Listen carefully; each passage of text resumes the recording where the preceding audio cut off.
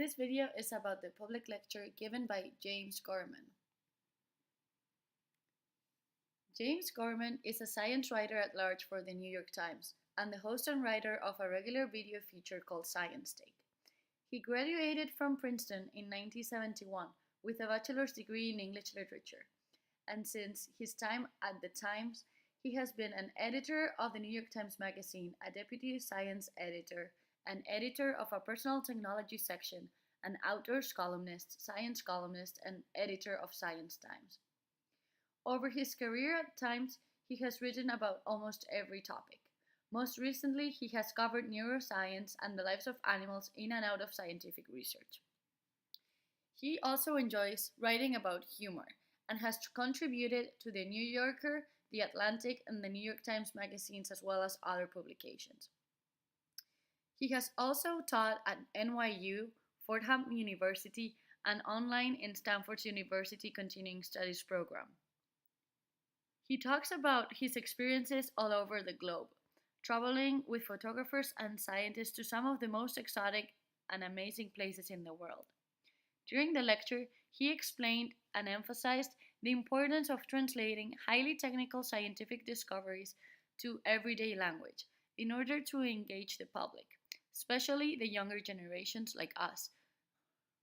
One of the most interesting facts he highlighted is that the public is generally very interested about how animals reproduce with each other.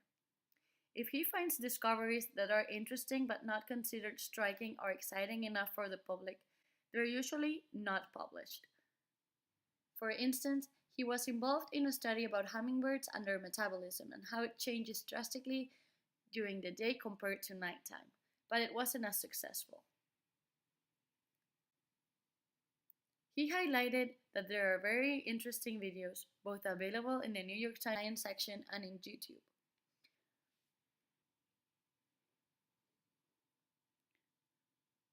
After the lecture, one of the most interesting videos I found on the website was a video that explained how beetles had evolved to mimic ants in order to get inside the colonies and get their food.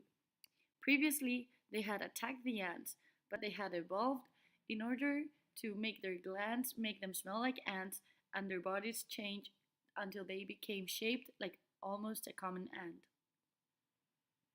I found this evolutionary discovery pretty fascinating, as I didn't know that science could be sneaky like that. Another video that I found interesting was a video that showed how flamingos display courtship dances for an average of 5 minutes, and the ones that have more complex routines are the most successful breeders. The reason that scientists gave to this discovery was that good motor function is necessary for reproduction, and those birds that were able to perform more complex routines were the ones that had better motor functions.